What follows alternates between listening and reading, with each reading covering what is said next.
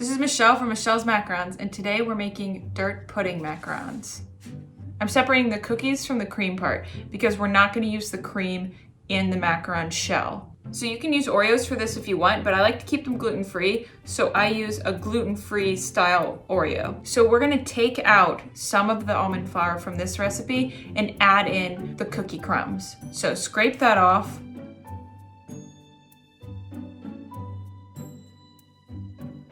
Okay, so then you're gonna pulse those in a food processor until they're very fine. That was actually really hard to do.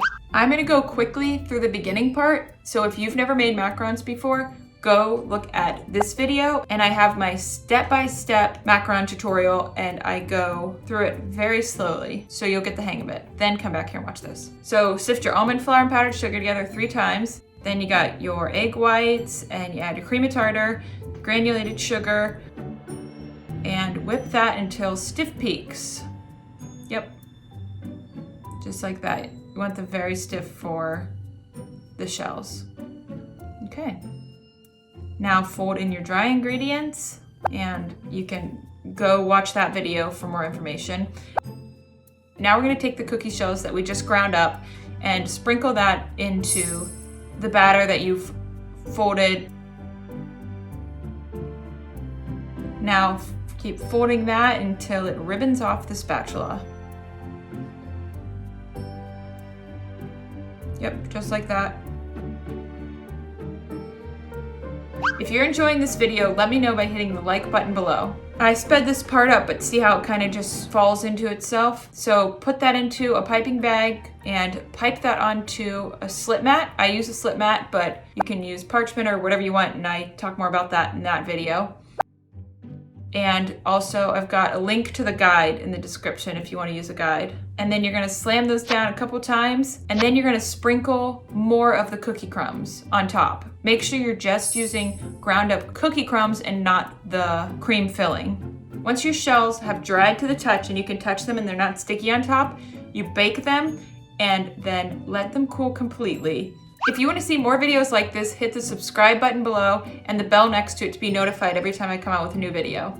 Now you've got your room temperature butter and cream cheese, and beat that together until it's pretty fluffy. Then you're going to add chocolate pudding mix. And I use the instant chocolate pudding mix, and it doesn't need to be made, just the dry powder. And powdered sugar. And then you're gonna pulse that a couple times. And then whip that up until it's pretty fluffy. Then you're gonna add the heavy cream and beat it again. And now you're gonna add the ground up cookies. So for these, you use the whole cookies. Oh yeah.